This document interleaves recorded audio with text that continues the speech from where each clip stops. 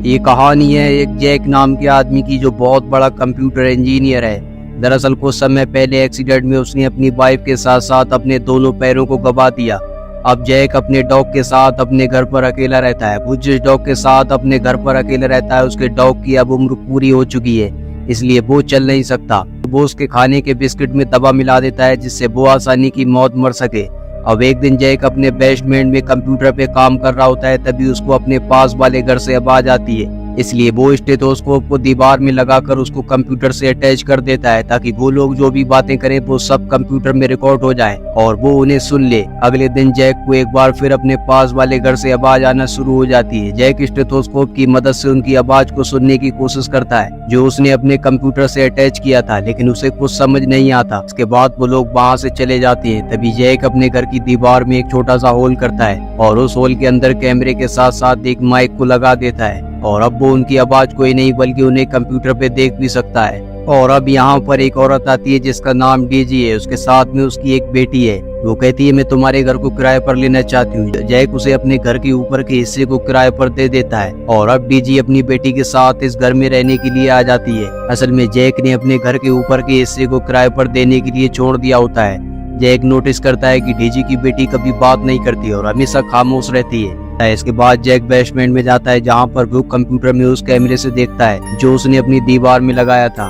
वहाँ पर कुछ लोग जमीन के अंदर गड्ढा कर रहे होते हैं। साथ ही वो किसी बॉम्ब को ब्लास्ट करने की बात करते हैं जिसे वो क्रिसमस के दिन ब्लास्ट करेंगे। और अब जैक को पता चल जाता है कि डीजी भी उन्हीं लोगों के साथ है। डीजी ऊपर छत के रास्ते से उनके घर में चली गई थी। यहाँ पर जैक समझ जाता है कि डीजी भी उन लोगों से मिली हुई है और वो उसके ऊपर नजर रखने के लिए यहाँ पर किराएदार बनकर आई है। असल में डीजी इस गैंग के लीडर की गर्लफ्रेंड है। लीडर उससे कहता है तुम्हें यहाँ पर नहीं आना चाहिए था, तुम वापस चली जाओ। इसके बाद वो उसे एक चाबी देता है। डीजी उस चाबी को लेकर जैक के घर में ऊपर के रास्ते से वापस आ जाती है। अगले दिन हमें जैक को दिखाया जाता है डीजी जब मार्केट जाती है तभी जैक उसकी बेटी से बात करने की कोशिश करता है लेकिन वो उससे कोई बात नहीं करती। असल में डीजी की बेटी हमेशा से उसके डॉग के कान में कुछ न कुछ बोलती रहती है और अब जैक जानना चाहता है कि डीजी की बेटी उसके डॉग से क्या बातें करती है, इसलिए वो अपने डॉग के गले में एक छोटे से रिकॉर्डर को लगा देता है और अब डीजी की बेटी उसके डॉग से जो भी बातें करेगी वो उसे सुन सकता है। यहाँ पर जैक को पता चल चुका है कि पास वाले घर में जो गड्ढा हो रहा है वो एक बैंक में चोरी करने के लिए हो रहा है। असल में वो लोग जमीन के अंदर गुफा बना रहे हैं जो सीधा बैंक के ऊपर खुलेगा। वो लोग बैंक के सारे पैसे को एक ट्रॉली की मदद से दूसरी जगह पर शिफ्ट कर देंगे। जैक उस ट्रॉली को देख लेता है। तभी जैक देखता है उन्हीं लोगों में से एक आदमी बैंक का एड्रेस किसी को बता रहा होता है। इसके बाद गैंग का लीडर उस आदमी को अपने पास बुलाता है और उस आदमी को मार देता है। जैक ये देखकर डर जाता है। हालांकि जैक ने अपने कैमरे में सब कुछ रिकॉर्ड कर लिया होता है। वो पुलिस को बताना चाहता है। तभी उसको पता चलता है कि एक पुलिस वाला जो उन लोगों से मिला हुआ है वो इस डेड बॉडी को ठिकाने लगाएगा, इसलिए जैक इसके बारे में किसी को कुछ नहीं बताता। इसके बाद वो पुलिस वाला उन्हें फोन पर वार्निंग देता है। वो कहता है 747 और 748 इन दोनों लॉकर्स में से कोई कुछ नहीं लेगा। असल में ये दोनों लॉकर्स उसके खुद के होते हैं। और अब रात होने के बाद जैक डीजी की शराब में बेहोशी की दवा मिला देता है। इसके बाद डीजी उस शराब को पी लेती है। तभी वो बेहोश हो जाती है। तभी जैक उसके हाथ पैरों को बांध देता है और अब डीजी होश में आती है। तभी जैक उसके पास जाता है। जैक कहता है तुम गलत लोगों का साथ क्यों दे रही हो, वो सब की सब चोर हैं। डीजी कहती है उस गैंग का लीडर मेरा बॉयफ्रेंड है, उसे पैसों की जरूरत है इसलिए वो ऐसा कर रहा है, वो किसी को कोई नुकसान नहीं पहुँचाता। तभी जैक उसे वही रिकॉर्डिंग और फोटो दिखाता है जिसमें उसका बॉयफ्रेंड एक आदमी को मार रहा होता है। ये देखकर डीजी की आंखों में आंसू आ जाते हैं। उसे पता चलता है कि उसका बॉयफ्रेंड एक कातिल है और अब लीडर और उसके सभी साथी क्रिसमस की रात को बैंक में चोरी करेंगे। उसके लिए उन्होंने एक छोटा सा टनल बनाया होता है और उसमें ट्रॉली के जरिए सारा पैसा शिफ्ट करेंगे। जैक को पता है कि जो टनल है वो उसके घर के नीचे होता है, इसलिए वो अपने घर में एक गड्ढा करता है ताकि जब ट्रॉली यहाँ से निकल कर जाए तो वो कुछ पैसे निकाल ले। ये सारी बातें वो डीजी को बताता है। डीजी उसे ऐसा करने से मना करती है लेकिन जैक उसकी बात नहीं मानता। वही लीडर और उसके सभी साथियों को पता चलता है कि वो जहाँ पर टनल बना रहे थे वो रास्ता गलत है, इसलिए उन्हें वो रास्ता बदलना होगा। वो उस ट्रॉली को भी बदल देते हैं जिसके जरिए वो सारे पैसे को शिफ्ट करना चाहते हैं और अब वो ट्रॉली जिसका इस्तेमाल करेंगे वो ऊपर से बंद है। अब जैक ऊपर से कोई भी पैसे नहीं निकाल सकता। जैक का पूरा प्लान खराब हो जाता है। इसके बाद जैक टनल के नीचे जाता है। वहाँ पर उसे एक पानी का पाइप दिखता है। वो उसका मेजरमेंट लेता है। तभी वो देखता है कि गैंग का लीडर अंदर आ रहा होता है। वो उसको देखकर छुप जाता है और वापस अपने घर में आ जाता है।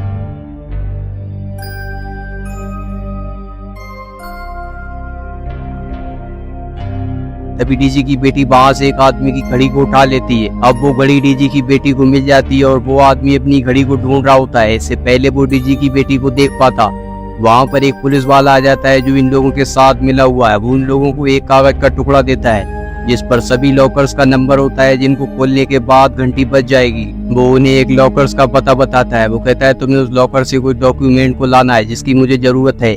इसके बाद ये सब लोग वहाँ से चले जाते हैं और अब डीजी की बेटी वापस आती है। जैक उससे उस घड़ी को ले लेता है और अब डीजी के फोन पर उस लीडर का कॉल आता है। अगर उसने इस कॉल को रिसीव नहीं किया तो वो समझ जाएगा कि कुछ ना कुछ गड़बड़ है। इसलिए जैक डीजी से कहता है कि तुम्हें मेरी मदद करनी होगी, तुम उससे अच्छे से बात करो। लेकिन डीजी उसकी मदद करने से मना करती है। इसके बाद जैक उसे रिकॉर्डिंग सुनाता है। जो रिकॉर्डर उसने अपने डॉग के गले में लगाया था, उस रिकॉर्डर में डीजी की बेटी की आवाज को रिकॉर्ड कर लिया था, जिसमें डीजी की बेटी बताती है वो लीडर उसने 2 साल पहले उसके साथ कुछ गलत बर्ताव किया था। ये सुनकर डीजी को बहुत दुख होता है, उसे लीडर से नफरत हो जाती है और अब वो जैक की मदद करने के लिए तैयार हो जाती है। वो कॉल रिसीव करती है और उससे अच्छे से बात करती है ताकि उसे कोई शक ना हो। और अब रात होने के बाद ये सभी चोर बैंक के अंदर चोरी करने के लिए जाते हैं। वो चोर नीचे टनल में बॉम्ब लगाते हैं ताकि बॉम्ब ब्लास्ट करके बैंक के अंदर जा सके। इससे पहले वो बॉम्ब को ब्लास्ट करते जैक टनल में जाता है और बॉम्ब को पानी के पाइप के साथ लगाकर बैंक के फ्लोर रूम में चला जाता है जहां पर लॉकर्स हैं। वो 747 लॉकर को खोलता है जिसके अंदर पैसे होते हैं। इसके बाद चोर बॉम्ब को ब्लास्ट करते हैं जिससे पानी का पाइप फट जाता है और अब पानी अंदर आना शुरू हो जाता है। चोर टनल से होते हुए वहां पर पहुंच जाते हैं जहां पर लॉकर्स हैं। अब ये लॉकर के अंदर से पैसा निकालना शुरू कर देते हैं और अब ये वापस आने की कोशिश करते हैं, लेकिन टनल में पानी पूरी तरह भर चुका है और अब वो लोग उसी लॉकर रूम में फंस जाते हैं। इसलिए उन्हें अपनी जान बचाने के लिए उन लॉकर्स को खोलना पड़ता है, जिन लॉकर्स को खोलने के बाद घंटी बजने लगती है और जल्दी वहां पर पुलिस आ जाती है। लेकिन उनका एक साथी अब भी टनल में फंसा होता है। जैक उसकी मदद करना चाहता है। वो जैक को देखकर मदद के लिए चिल्लाने लगता है, लेकिन जैक उसकी मदद नहीं कर पाता, जिससे उसकी वहीं पर मौत हो जाती है। वहीं लीडर और उसके सभी साथी उस पैसे को लेकर वहां से निकल जाते हैं। इसके बाद पुलिस वाला लीडर के पास कॉल करता है। वो कहता है मैंने तुमसे मना किया था कि 747 और 748 लॉकर्स को नहीं खोलना, लेकिन तुमने फिर भी उसे खोला, उसमें से पैसे निकाल लिए। असल में ये उसके खुद के लॉकर होते हैं और ये पैसे लीडर ने नहीं बल्कि जैक ने लिए थे। इसके बाद वो जैक से पूछता है इस घर में कौन कौन रहता है। जैक बताता है कि यहाँ पर किराएदार और उसकी बेटी रहती है, लेकिन वो दोनों एक दिन पहले यहाँ से चले गए। तभी डीजी की बेटी वहाँ पर आ जाती है, जिससे जैक का झूठ सामने आ जाता है। लीडर समझ जाता है कि जैक झूठ बोल रहा है। तभी वो घर के अंदर आ जाता है, जहाँ पर वो देखता है डीजी जो कि बेहोश होती है। और अब वो बाहर आने के बाद जैक से कई सवाल पूछता है, लेकिन जैक उन सभी सवालों के गलत जवाब देता है, जिससे लीडर को गुस्सा आता है। वो उसकी व्हील चेयर पे लात मारता है, जिससे जैक नीचे गिर जाता है। इसके बाद डीजी के फोन पर पुलिस वाले का कॉल आता है। वो कहता है मैं घर के अंदर हूँ और यहाँ पर पुलिस वाले को लगता है कि वो सब आपस में मिले हुए हैं और वो उसे धोखा दे रहे हैं। असल में ये पूरा प्लान जैक का होता है, इसलिए उसने पुलिस वाले को अपना नहीं बल्कि डीजी का नंबर दिया था। वो कहता है ये नंबर मुझे जैक ने दिया है। इसके बाद वो जैक से दोबारा सवाल पूछता है। जैक कहता है ये सारा प्लान तुम्हारे साथी का है।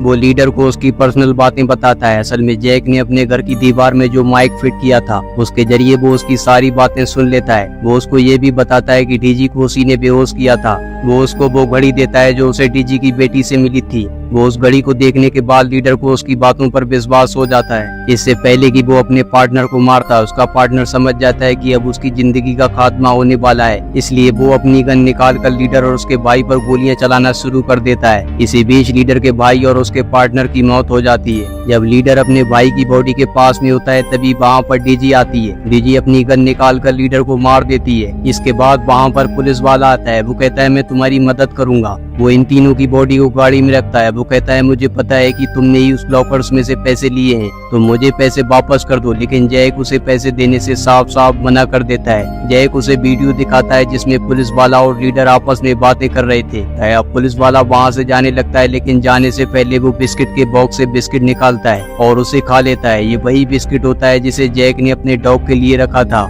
जिससे उसकी मौत हो जाती है। इसी के साथ ये कहानी यहीं पर खत्म होती है।